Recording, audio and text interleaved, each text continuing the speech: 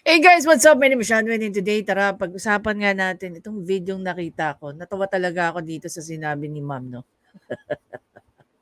So it's like VP Sara versus Idol Rafi Tulfo. Ayon sa kanya, si Idol daw ay magaling lang sa usaping pangangabit. Well, yun naman kasi lagi na natin nakikita sa kanya, sa kanyang programa. Maliban dyan, siya mismo. May kaalaman patungkol dyan, no? Minsan tuloy naisip ko, paano kaya pagka si Idol nasa isang night out, yung mga ganyan, tapos napag-uusapan yung tungkol sa pangangabit. Ano kaya nasasabi ni Idol, no? 'Di ba? Anyway guys, even before we get into the video, I want to wish every single one a Merry Christmas and a happy 2024 rather. So, ilang tulog na lang po, magpapalit na naman po ang taon. There are a lot of things na i-expect po natin sa 2024. No, sa mga araw na hindi tayo nakakapag bigay ng commentary videos and stuff, yan, naging busy po tayo sa school dahil patapos na yung term. Pangalawa, maraming magaganap by 2024. So, kapit lang tayo at marami tayong hindi tayo mauubusan ng pag-uusapan. Sure yan. So, dito muna tayo, no, sa sinabi rito ni Ma'am patungkol kay Idol Rafi. Against Duterte. Again, ako po, alam na alam ko na kung sino talaga ang anuhan ko. Rafi Tulfo. Yan. Against Rafi Tulfo. Against Duterte. Again, ako po, alam na alam ko na kung sino talaga ang anuhan ko. Sara Duterte. Marami na talaga siya experience, lalong-lalo na sa mga terorista. Against talaga ako sa terorista. Si Rafi Tulfo, marami talaga Parang bigla na namlay si Ma'am eh. Si Rafi Tulfo? siyang marami ka na talaga si Rafi Tulfo na experience sa mga kabit. Nasa mga isyu ng kabit. Oy! Oy! Marami daw alam sa issue. Ulitin nga natin si Ma'am. Ano sabi ni Ma'am dito? Nasa mga isyu ng kabit. Marami ka na talaga si Rafi Tulfo na experience sa mga kabit. Grabe to si Ma'am. Sobra. Marami daw experience si Idol sa Nasa mga isyu ng kabit. Yan, magaling talaga si Sir Rafi dyan. Ako. Alam mo, kung may mga problema kayo sa mga asawa nyo, Rafi Tulfo. Ako po ay, ano ko talaga yan si Rafi Tulfo. Kung ikaw, ang asawa mo, hindi na makipagtalik sa'yo, nako, Rafi Tulfo. Pero, pag may terrorist, Basta mga personal na issue, mabababaw yan. Imbato nyo kay Rafi Tulfo. Pagaling ni Rafi Tulfo sa mga ganyan.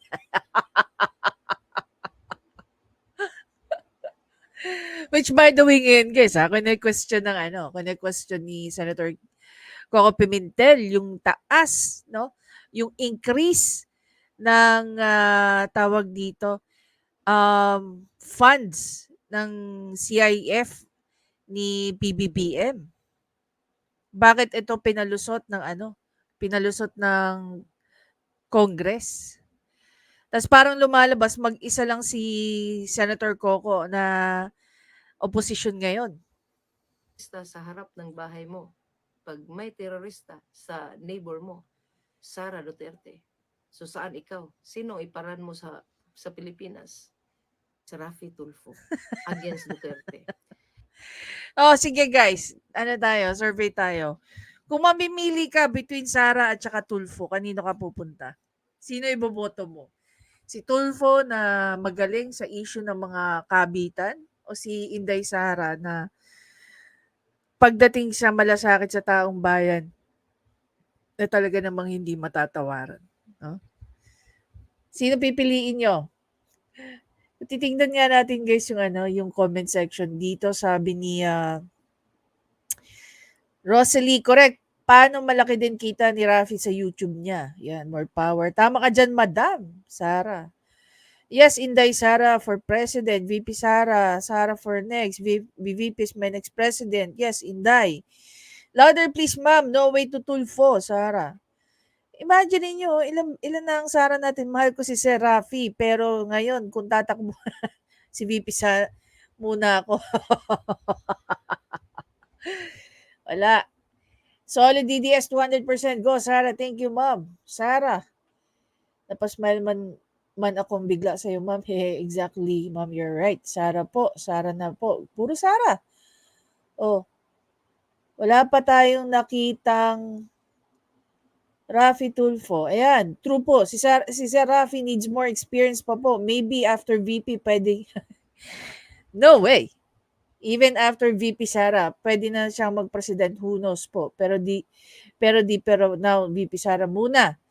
Yan. Even supporters, na legit na supporters siguro ni Rafi Tulfo, dinedecline siya. They will go to Sara. Dos solid. Yan. Sara for 2028. Tama ka dyan, madam. Tinuod jud si ma'am. VP matagal ng mayor. More blessings. Yan. Humor po, ma'am, ha. 125 million in 11 days. Hindi na kayo makamove on dyan. True, dapat, Sara for president, people's power na tayo, sabi ni Nen. You never know. You never know. By 2028, magkaroon tayo ng fourth people power. True talaga, ma'am. Yes, sir. Yes, Sara. Yan. Puro Sara, oh. Gano'n ko karami? 547.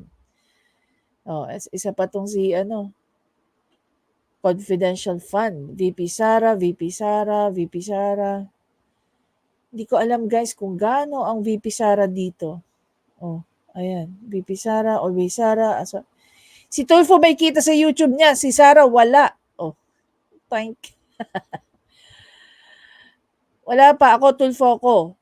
Kagandahan, natabangan ni Rafi, Ano? Natabangan ni Rafi, Oh, isang Rafi Tulfo against 100 Sara. Takbo pa. Yes, Sara, cleanliness heart. Yan. Go, Sara, Sara. Natawa akong nagkay Rafi na. Oh. Puro Rafi. Puro Rafi ang ayaw. Puro Sara ang gusto. Ano ba to?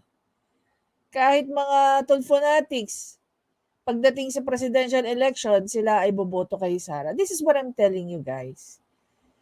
Numbers may be, sabihin na lang natin, profound at this point, pero pagdating sa actual votes niyan, chances are Rafi will gonna go down to drain. Ayan, puro Sara, oh. Nakailan na tayo? Out of 500, 547. Puro Sara. Puro Sara.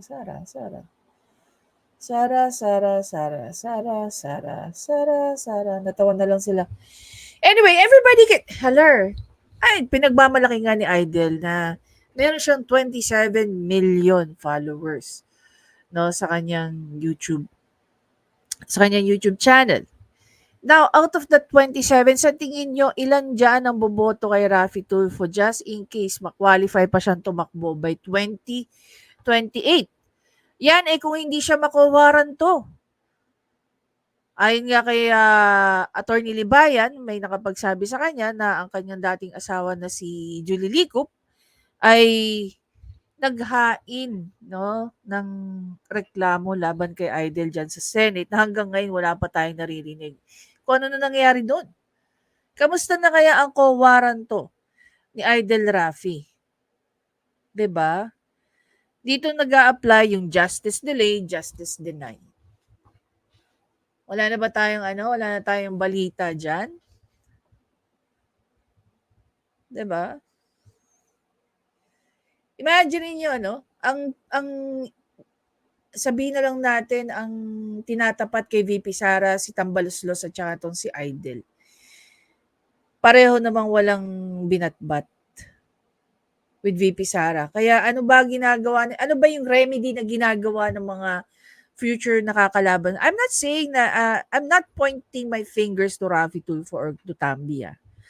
Wala akong tinuturo diyan. Ang sinasabi ko lang is meron ngang mga kaganapan ngayon na talagang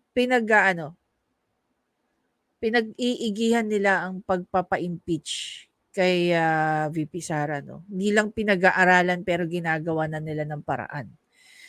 Yan, mga usap-usapan sa, sa mundo ng mga political vloggers na hindi namin masyadong and yet pinag-aaralan lang namin, pinapakinggan lang namin, hinihintay namin kung ano yung mangyayari. Ang tanong, kung halimbawa, 'di ba, kung halimbawa, um,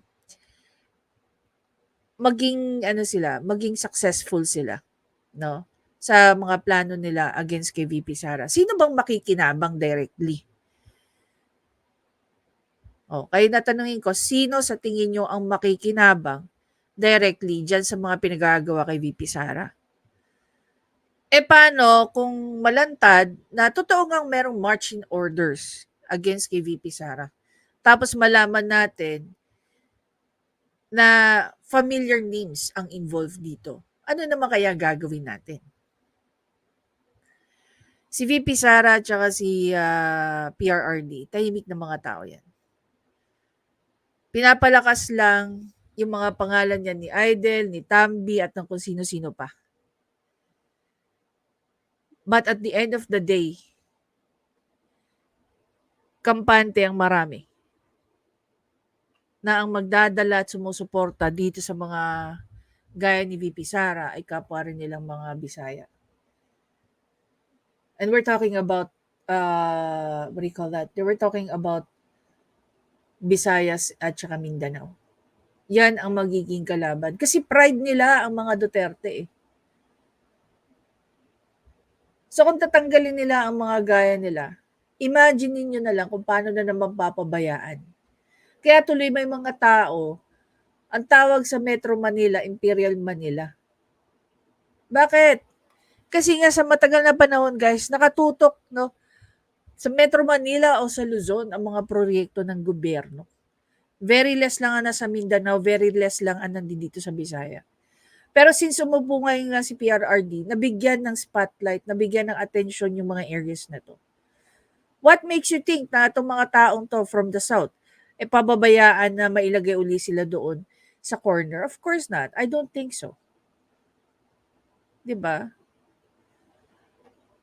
Ngayon nabibigyan natin ng attention yung mga taga down south. And it's nice, 'di ba? Dapat hindi lang naman naka-concentrate ang ang mga tulong, ang mga reforma dito sa Luzon o sa Metro Manila. It should be within the entire country eh. Sa tingin nyo ba, Raffy Tulfo himself, na ayon nga dito kay ate, pagdating sa usapang kabitan, dyan expert talaga si Aiden. No? Sa dinami-dami ba naman na pumupunta sa kanyang programa, alam niya na kaagad kung sino yung may kasalanan at wala eh. 'Di ba? Anyway guys, again, maraming salamat sa panonood. Please don't forget to subscribe, like, and comment. I-share nyo na rin yung thoughts nyo. Sa tingin nyo ba, sa mga nangyayari ngayon, kung halimbawa man, number one, ito yung natin dyan eh. Number one, kung sakali man na maging successful sila sa mga paninira nila na ginagawa kay VP Sara, sinong nakikinabang dito? Pangalawa, gaano kayo kakampiyansa na when it comes to foreign policy, governance, leadership, Raffy Tulfo is the man? Ako 100% no. It's a big no. No? He doesn't possess any leadership at all. Okay? Now, kung pagbabanggain mo yan between the two,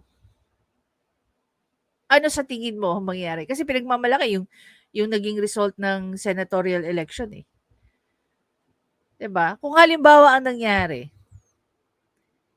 pinagtapat na noon pa lang si Raffy Tulfo at si VP Sara, baka mas maliit pa ang naging boto ni Idol kumpara kay Kiko Pangilinan. Ay tan yung big difference. Sino ba magkasunod pagdating sa VP post? 'Di ba si VP Sara din si Kiko Pangilinan. Ilan nakuha ni Kiko Pangilinan? More or less 10 million, 'di ba? No, less than 10 million, nasa 9 million something lang siya. Hindi nga sila nagkaroon ng nagkatapatan ni ano eh, ni Mama Lenny eh. Oh, tapos iaano mo pa kay Raffy Tulfo yan. Ang Tulfonatics, eto lang guys, no? This is one thing lang na dapat tandaan ng mga Tulfonatics, lalo-lalo na actually si Idol mismo. May Tulfonatics ka lang only because, here's the thing, the only thing that they like about you, Raffy Tulfo, not because you're the man of action, but because you give money to people. Subukan mo hindi ka na magbigay ng pera ever kahit kanino na lumalapit sa'yo. Do you really think pupuntahan ka pa ng mga tao? Hindi na. Paniniwalaan ka pa ba ng mga tao? Hindi na. 'Di ba? Ayawan ka na nila. Kasi kaya ka lang nila may gusto dahil may kailangan sila sa'yo. Gano'n lang kasimple 'yun. Pero pagka nagkadatingan na sa mga yung mas mataas na kalidad ng pagkatao, hindi ikaw yung pinaka-priority nila. Definitely, you will be the least. Gaya nga ng sinabi dito ni ma'am. Gaya ng sinabi sa comment section. 'Di ba? Doon pa lang nakikita mo na gaano karami ang puro VP Sara. Kahit nga yung Tulfonatics, pagka nagkatapat kayo ni VP Sara, kay Sara pa rin. 'Di ba? As simple as that. As early as now, alam mo na kung saan ka tatayo. Kung sakali man, subukan mong tapatan si VP Sara. Pupunta ka talaga sa kangkungan yan.